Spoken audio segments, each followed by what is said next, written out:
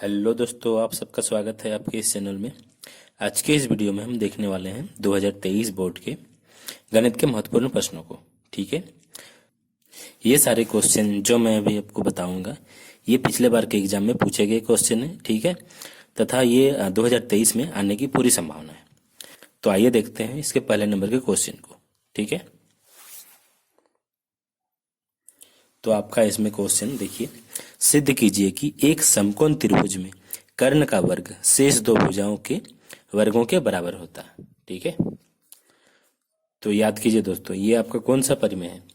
ये आपका पाइथागोरस परिमेय है। ठीक है, पाइथागोरस परिमेय आपको याद होगा, याद है क्या? तो अगर याद नहीं भी है तो मैं आपको अभी बताता हूँ, ये बहुत ही आसान है ये। ठीक है, आइए हम इसको सॉल्व करते हैं।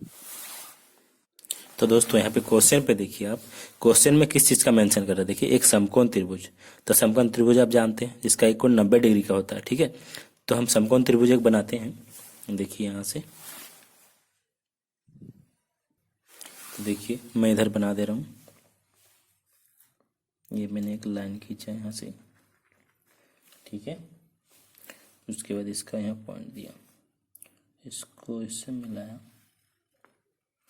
माफ कीजिएगा दोस्तों, थोड़ा लाइन थोड़ी टेढ़ी होगी। ठीक है, अब यहाँ से इसको थोड़ा सा और आगे खींचते हैं।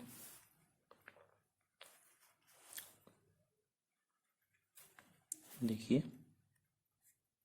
ये हमारा यहाँ पे मिला। ठीक है, अब इसमें हम नाम देते हैं। ये हमारा ए बिंदु हुआ, ये बी हुआ, ये सी हुआ। ठीक है, ये हमारा 90 डिग्री का है, ये हमें मानना पड़ेगा। ठीक है, एक को 90 डिग्री का है। तो अब हमें लिखना होगा इधर से, क्या लिखना होगा? दिया गया है,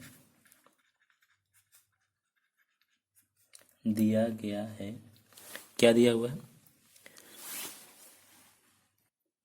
एक समकोण त्रिभुज ए बी सी है। ठीक है, लिखते हैं हम वहां पे, एक समकोण त्रिभुज ए बी सी है जिसका कोण भी समकोण है। ठीक है, यहां तक हमें लिखना होगा। ठीक है ना, यहां से देखिए समकोण है यानी ये 90 डिग्री का है। ठीक है ना, उसी चीज को हमने यहाँ पे लिखा। अब क्या लिखना होगा? हमें सिद्ध करना है, सिद्ध करना है ए सी स्क्वायर बराबर A B square plus B C square. देखिए, ए सी का जो स्क्वायर होगा वो A B square plus B C square के समान होगा। यही चीज हमें सिद्ध करना है। ठीक है, तो अब हम इसको सिद्ध करते हैं दोस्तों। देखिए, सिद्ध लिख के हम डैश देते हैं। ठीक है, तो उससे पहले हमको यहाँ पे एक लंब डालना पड़ेगा। ठीक है ना, बिंदु बी से, देखिए बिंदु बी से हमें भुजा एसी पर एक लंब डालना होगा, जिसका बिंदु को हम डी नाम दे देते हैं। ठीक है, तो इसके क्या होगा? ये 90 डिग्री, 90 डिग्री। ठीक है, इस बिंदु को हमने डी नाम दे दिया। तो यहाँ पे हम सिद्ध में यहाँ पे लिखना होगा कि बिंदु बी से भुजा एसी पर लंब डालने पर क्या होता है? बी डी लंब जो होगा, देखिए बी डी लंब होगा एसी पर। ठीक है, इसी चीज को हमने यहाँ पे लिखा। तो अब हम देखते हैं, तुलना करेंगे किसमें किसमें। देखिए, अब देखिए हमारा ये त्रिभुज बन रहा है। इधर देखिए त्रिभुज ए बी, नहीं सॉरी, ए बी डी। ठीक है, ये एक त्रिभुज बन रहा है हमारा। अब त्रिभुज पूरा को देखिए, ए बी सी। ठीक है, ये त्रिभुज बन रहा है, और इधर भी देखिए बी डी सी और ए बी सी। अब तुलना करेंगे तो ये हमारा निकल के आ जाएगा, ये वाला चीज। ठीक है, तो आइए हम इसको देखते हैं। तो देखिए दोस्तों, अब हम लिखेंगे, अब त्रिभुज ए डी बी व त्रिभुज ए बी सी में। ठीक है, देखिए ए डी बी वह त्रिभुज ए बी सी, पूरा को देखिए ए बी सी को, इन दोनों में देखेंगे अब, ठीक है। तो देखिए चूंकि त्रिभुज ए डी बी समरूप है त्रिभुज ए बी सी के, ठीक है। यह समरूप कैसे हुआ दोस्तों, आपको प्रमेय 6.7 को देखना होगा, उसके अनुसार ये समरूप होता है, ठीक है। तो प्रमेय 6.7 क्या है दोस्तों, तो आइए उसको मैं थोड़ा सा बता देता हूँ आपको शॉर्ट में, ठीक है।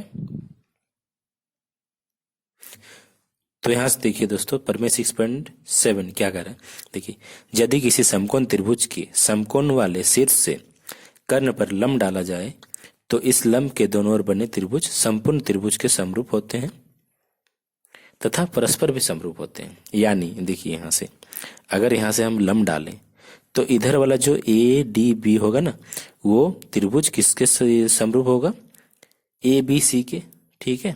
इसी चीज को यहाँ पे इस प्रमेय 6.7 में बता रहा है, ठीक है। तो आई होप आपको समझ में आया होगा। तो यहाँ पे मैं लिख देता हूं प्रमेय 6.7, प्रमेय 6.7 के अनुसार, ठीक है। तो अब हम यहां से लिखते हैं ए डी बट्टा ए बी बराबर ए बी बट्टा ए सी, ठीक है। देखिए ए डी बट्टा ए बी, ठीक है, बराबर ए बी बट्टा बी सी, सॉरी ए सी, ठीक है। तो अब हम इसमें देखिए तिरछा गुना करेंगे, ए बी इधर है ए बी इधर है, तो ए बी स्क्वायर होगा हमारा बराबर ए डी इंटू ए सी होगा, ए डी इंटू ए सी। इसको हम समीकरण 1 देते हैं, ठीक है। अब हम देखेंगे त्रिभुज बी डी सी व त्रिभुज ए बी सी में, ठीक है। तो मैं यहां से लिख देता हूं दोस्तों, अब त्रिभुज बी डी सी व त्रिभुज ए बी सी में, ठीक है। तो इसमें भी वही होगा, समरूप होगा, त्रिभुज बी डी सी समरूप त्रिभुज ए बी सी। ये आपका समरूप का साइन है, ठीक है। ये देखिए ये बी है, ठीक है ना, ए बी सी। तो उसी प्रकार इसमें लिखना होगा, इसमें देखिए प्रमेय 6.7 के अनुसार इसको भी वैसे ही लिखते हैं, प्रमेय 6.7 मैंने यहाँ पे बता दिया, उसी प्रकार ये भी समरूप होगा, ठीक है। आप इसको एक बार फिगर को देखिएगा तो समझ में आ जाएगा आपको, ठीक है। तो अब हम इसमें लिखते हैं, देखिए इसको इधर से करते हैं सी डी बट्टा बी सी बराबर बी सी बट्टा ए सी। अब देखिए यहाँ से बी सी यहाँ पे देखिए तिरछा गुना होगा, बी सी स्क्वायर होगा बराबर सी डी इंटू ए सी, ठीक है। हम इसको समीकरण 2 देते हैं, बात आई समझ में यहाँ तक, देखिए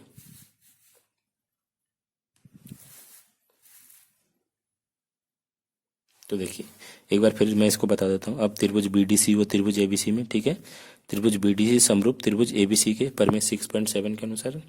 तो यहाँ से देखिए हमने किया सी डी बटा बी सी बराबर बी सी बटा ए सी, ठीक है। तो यहाँ से हमने तिरछा गुना किया, बी सी स्क्वायर बराबर सी डी इंटू ए सी, इसको हमने समीकरण 2 दिया। अब समीकरण 1 तथा 2 को जोड़ने पर, ठीक है, देखिए मैं इधर लिख देता हूँ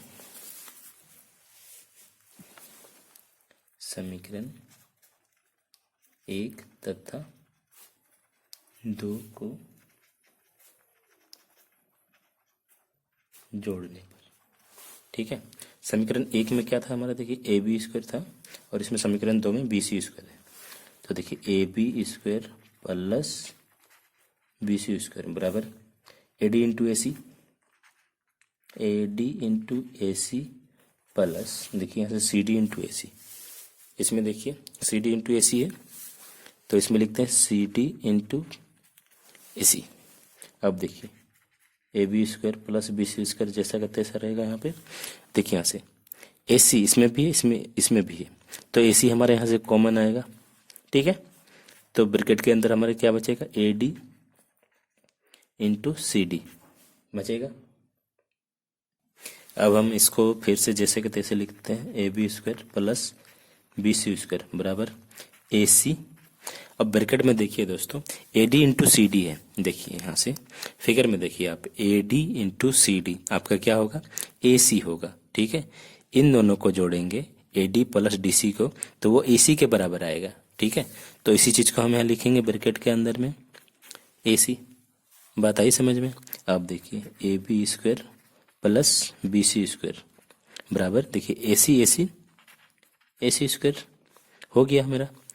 तो इसको हम इधर से लिख देते हैं, ए सी स्क्वायर बराबर A B square plus B C square. यही हमें प्रूव करना था। ठीक है, तो हम इसमें लिख देते हैं प्रूव्ड। ठीक है दोस्तों, बात आई समझ में? मुझे उम्मीद है आपको ये सारी चीज़ें अच्छे से समझ में आई होगी। ठीक है, अब हम चलते हैं नेक्स्ट क्वेश्चन की तरफ।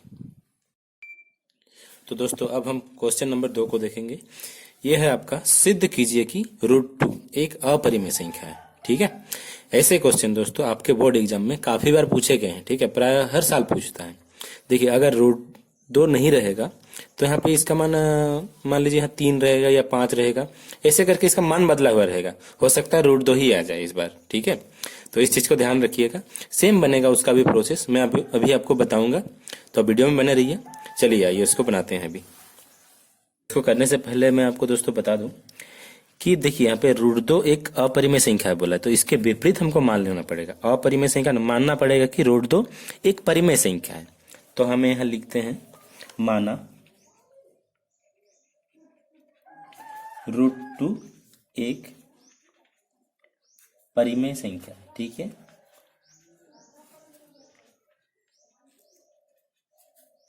परिमेय संख्या है, ये हमने मान लिया। ठीक है दोस्तों, तो परिमेय संख्या हम किसे कहते हैं? परिमेय संख्या हम उसे ही कहते हैं जिसे हम p बटा क्यू के रूप में लिख सकते हैं, और जहां q का मान कभी 0 नहीं होगा, और तथा p तथा q का HCF जो होगा यानी मौसा जो होगा वो 1 होगा, उसे ही हम परिमेय संख्या कहते हैं। तो मैं यहां लिख देता हूं, जहां q बराबर नहीं होगा 0 और p तो q का HCF बराबर 1, उसे ही हम परिमेय संख्या कहते हैं। ठीक है, तो हम इसको √2 को अभी हम बट्टा के रूप में लिखेंगे। ठीक है, √2 बराबर p बट्टा q। ठीक है, लिखेंगे क्योंकि हमने इसको परिमेय संख्या माना, और परिमेय संख्या को हम p बट्टा q के रूप में लिख सकते हैं। ठीक है, तो देखिए √2 के नीचे कुछ नहीं है, मतलब ये 1 है। ठीक है, अब हम इसको क्रॉस मल्टीपल करेंगे। देखिए तिरछा गुना, p इधर होगा 1 से गुना होकर p होगा, और √2 q से होगा, तो √2 q। ठीक है, अब क्या करेंगे, दोनों तरफ वर्ग करेंगे। ठीक है ना, तो लिखेंगे दोनों तरफ वर्ग करने पर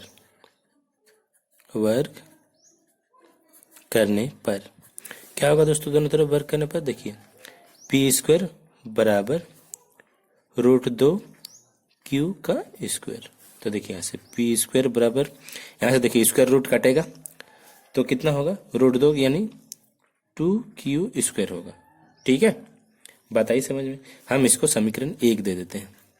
ठीक है, इतना दूर तक क्लियर है आपको?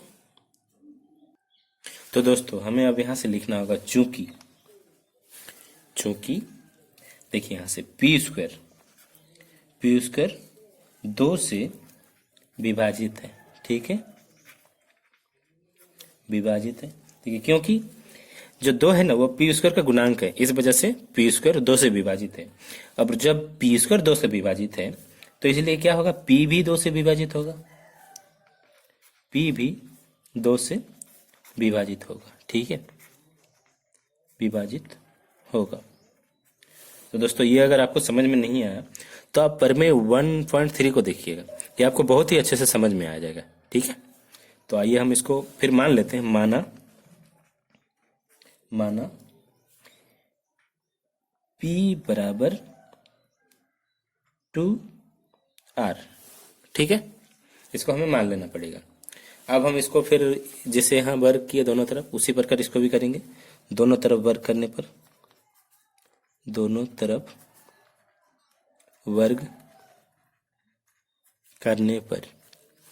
क्या होगा, p² बराबर 2r का स्क्वायर। ठीक है, तो तो पी स्क्वायर बराबर 2 दूना 4 आर स्क्वायर होगा। ठीक है, तो इसको हम समीकरण 2 दे देते हैं। तो दोस्तों मैंने यहाँ से लाइन दे दिया, देखिए 2 पार्ट में इसको डिवाइड किया, यहाँ पे नहीं आता। ठीक है, अब यहाँ से मैं लिखना स्टार्ट करता हूँ। देखिए अब देखिए पी स्क्वायर का मान यहाँ से 4r स्क्वायर आया और इसमें देखिए 2q स्क्वायर आया। तो अब हम लिखेंगे पी स्क्वायर का मान समीकरण 1 में रखने पर। ठीक है, तो पी स्क्वायर का मान समीकरण 1 में रखने से क्या होगा, देखिए यहाँ से, यहाँ 2q स्क्वायर है तो यहाँ लिखते हैं 2q स्क्वायर बराबर, यहाँ देखिए 4r स्क्वायर है तो 4r स्क्वायर। अब देखिए यहाँ से q स्क्वायर यहाँ रहेगा बराबर 4 बट्टा यहाँ 2 नीचे में 2 चला जाएगा r स्क्वायर, तो 2 दूना 4। यहाँ से देखिए q स्क्वायर बराबर 2r स्क्वायर, ये आया हमारा। तो यहाँ से देखिए दोस्तों, यहाँ पे पी स्क्वायर बराबर 2q स्क्वायर आया ना, तो उसमें हमने कैसा किया कि चूंकि पी स्क्वायर 2 से विभाजित है इसलिए पी भी 2 से विभाजित होगा। इसी को हमको फिर से लिखना होगा, इसमें q लगाना होगा। ठीक है, तो आइए उसको लिखते हैं। मैं इधर लिख देता हूं, चूंकि q स्क्वायर 2 से विभाजित है, 2 से विभाजित है, इसलिए q भी 2 से विभाजित होगा। ठीक है दोस्तों, अब देखिए, तो दोस्तों यहां से देखिए आपका p भी 2 से विभाजित है और q भी 2 से विभाजित है। ठीक है, तो क्या होगा, इसका HCF जो होगा वो 1 नहीं आएगा। ठीक है, तो हमें साधारण सा इसमें लिखना होगा, चूंकि p तथा q दोनों 2 से विभाजित है,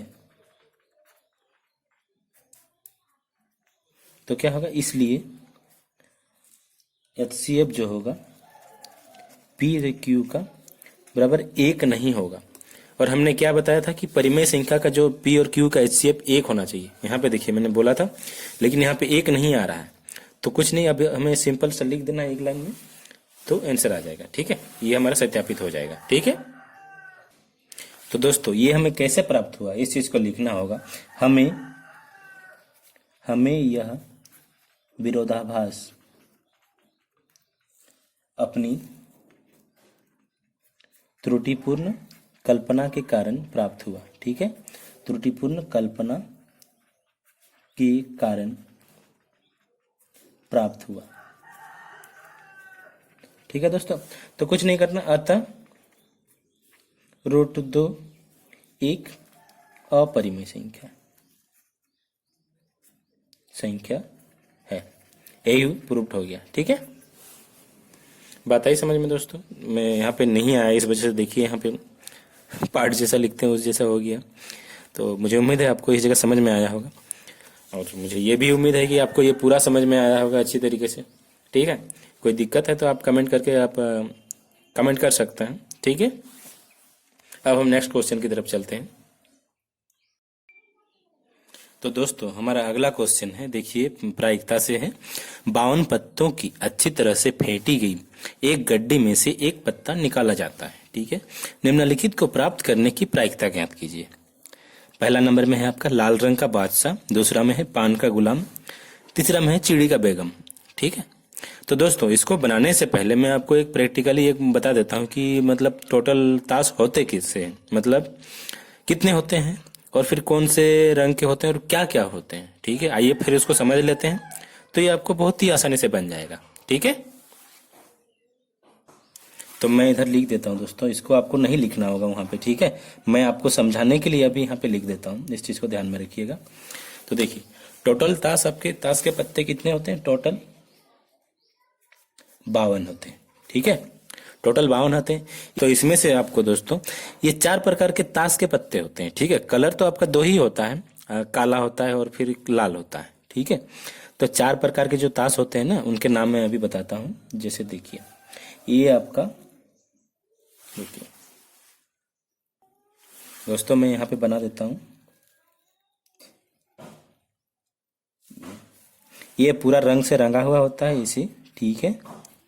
इसे हम लोग पान कहते हैं, ठीक है, पान। देखिए, और एक रहता है ऐसे करके, देखिए ये वाला, ये लाल रंग से ही रहता है, ठीक है ना, इसीलिए मैं इसको लाल रंग से ही रंग रहा हूँ ताकि आपको अच्छे से समझ में आए। इसको हम लोग ईंट कहते हैं, ठीक है। अब और 2 रहता है इस ब्लैक कलर में, देखिए उसको मैं यहाँ पे लिख देता हूँ।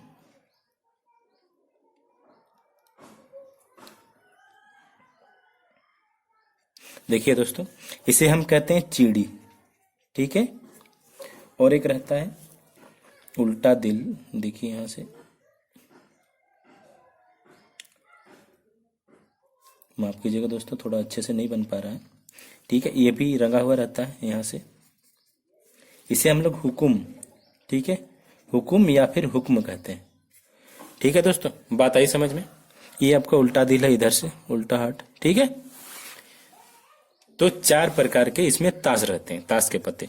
तो टोटल में इसका 13 रहता है, इसका 13, इसका 13 और इसका 13, 13 चौके 52, टोटल 52 हो रहा है। तो इसमें से आपका, तो इसमें से सब में आपका 13-13 जो रहता है ना, जैसे मान लीजिए मैं आपका लाल पान का उदाहरण दे देता हूँ। तो लाल पान में सबसे ज्यादा ये रहता है इक्का, फिर 2, 3, 4, 5, 6, 7, 8, 9, 10, इतना तक रहता है। उसके बाद क्या रहता है, गुलाम, ठीक है, गुलाम, बादशाह, बेगम, ठीक है, ये तीनों रहते हैं। बात आई समझ में। तो इसी प्रकार से इसका भी ऐसे ही रहेगा, ईंट का इक्का रहेगा, फिर 2 नंबर, 3 नंबर, चौथा, पांचवा, ऐसे करके रहता है, 10 नंबर तक रहता है। उसके बाद गुलाम, बेगम, बादशाह। चिड़ी का भी ऐसे ही रहेगा, टोटल 13 का रहता है, ठीक है। तो 13 इसका, 13 इसका, टोटल मिला के 52 हुआ। बात आई समझ में। अब हम क्वेश्चन को बनाते हैं, बहुत ही अच्छी तरीके से आपको समझ में आएगा। तो आइए चलते हैं क्वेश्चन की तरफ। तो देखिए दोस्तों, यहाँ क्वेश्चन में क्या बोला है, लाल रंग का बादशाह बोला है, ठीक है। ये नहीं बोला है कि पान का बादशाह या फिर ईंट का बादशाह। तो लाल रंग हमारे कितने हैं यहाँ पे, देखिए 2। तो इसका एक बादशाह, इसका एक बादशाह, तो 2 आएगा बादशाह इसमें, ध्यान रखिएगा। तो टोटल हम लिखेंगे, टोटल ताश के पत्ते बराबर कितने, 52। तो इसमें क्या होगा, लाल रंग का बादशाह कितने होंगे, लाल रंग के बादशाह कितने होंगे दोस्तों, 2 होंगे, ठीक है। कैसे 2 होंगे, देखिए इसका एक बादशाह होगा और इसका भी एक बादशाह होगा, रंग दोनों का सेम है, मैंने अभी समझाया आपको। तो इसकी प्रायिकता क्या होगी, तो यहां से हम लिखेंगे, इसलिए लाल रंग के बादशाह आने की प्रायिकता,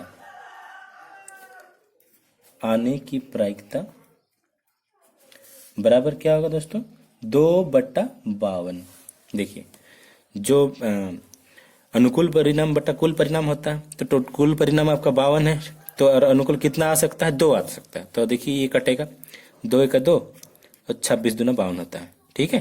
तो कितना होगा, 1/26 होगा इसका आंसर, ठीक है दोस्तों।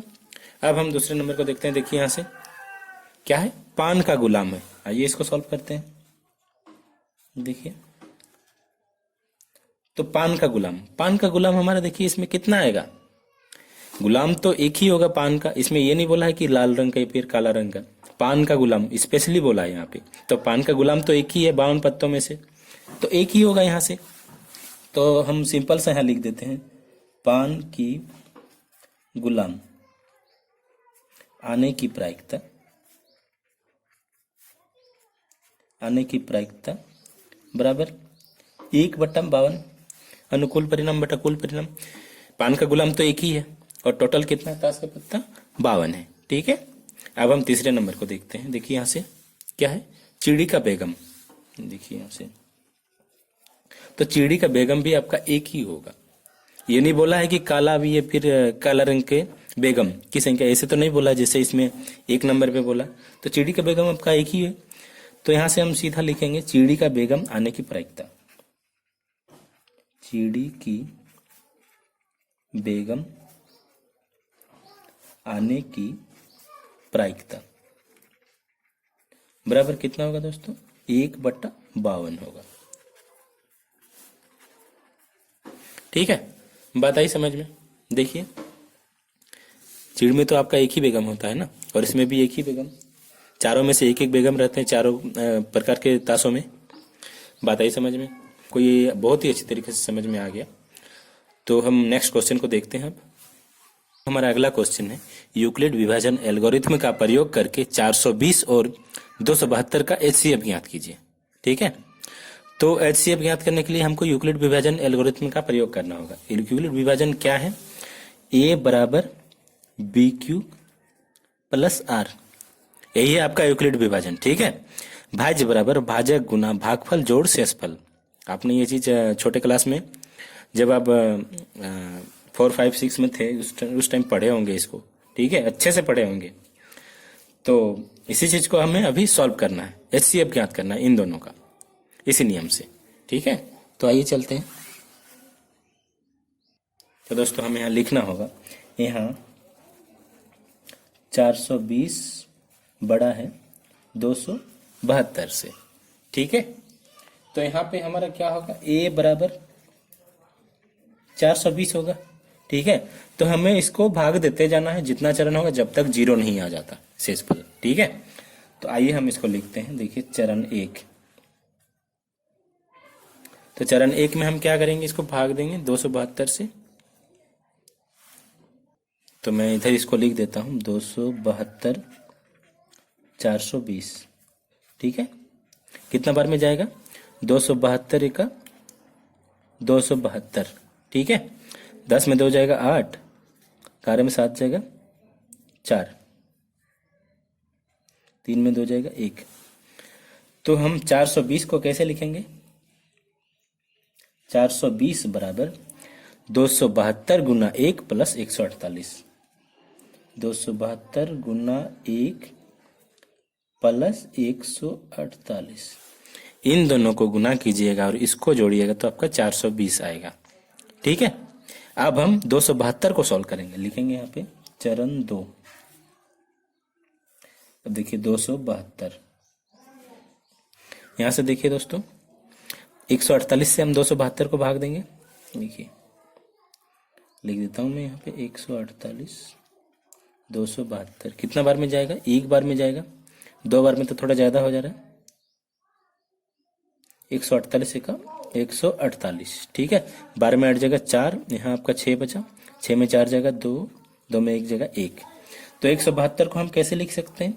148 गुना 1 प्लस 148 गुना 1 प्लस 124। ठीक है, अब देखिए हमारे पास कितना 148 है, इसको सॉल्व करना होगा। देखिए चरण 3, या फिर आप स्टेप लिख सकते हैं, स्टेप 1, स्टेप 2, स्टेप 3। तो देखिए 148 बराबर, देखिए यहां से मैं कर देता हूं 124 148 कितना बार में जाएगा? तो देखिए 124 का 124 हुआ, 8 में 4 जाएगा 4, 4 में 2 जाएगा 2। तो 148 को हम कैसे लिख सकते हैं? 124 गुना 1 प्लस 24। ठीक है, 124 गुना 1 प्लस 24 हुआ। अब हमारे पास कितना बचा? 124 बचा है। ठीक है, तो इसको हम चरण 4 में लिखते हैं, चरण 4। देखिए दोस्तों, तो इसको हमको किससे भाग देना होगा? 24 से। 124 कितना बार में जाएगा? 20 5 100, 4 5 20। हाँ, 24 5 कितना होता है? 120 होता है दोस्तों। ठीक है, ये हमारा 4 शेष पहला आया। तो देखिए इसको हम कैसे लिखेंगे? 124 को 124 बराबर क्या होगा? 24 गुना 5 प्लस 4। 24 गुना 5 प्लस 4। देखिए इधर से 24 गुना 5 प्लस 4। अब हमारे पास 24 बचा है, इसको हम लिखेंगे चरण 5 में। 24 बराबर, देखिए अब देखिए लास्ट स्टेप हमारा बचा है 4 से 24 को। 4 6 24, 0 आया हमारा शेषफल, ये हमारा खत्म हो गया। ठीक है, तो 24 को हम कैसे लिख सकते हैं? 4 गुना 6 प्लस 0। तो देखिए दोस्तों, HCF का एक नियम है, क्या है कि 0 से जस्ट ऊपर वाला उन दोनों का HCF होता है। ठीक है, तो 0 से ऊपर वाला, जस्ट ऊपर वाला देखिए ये है आपका 4 है, तो लिख सकते हैं हम यहां से अतः HCF क्या 420 और 272 का क्या होगा बराबर 4। यही हमारा आंसर होगा दोस्तों। ठीक है, नेक्स्ट वीडियो में दोस्तों मुझे उम्मीद है ये सारे क्वेश्चन आपको बहुत अच्छे तरीके से समझ में आई होगी। ठीक है, अगर वीडियो आपको अच्छी लगी तो कृपया वीडियो को लाइक करें तथा अपने दोस्तों के साथ शेयर करें और इस चैनल को सब्सक्राइब करें। मिलते हैं नेक्स्ट वीडियो में। Thank you.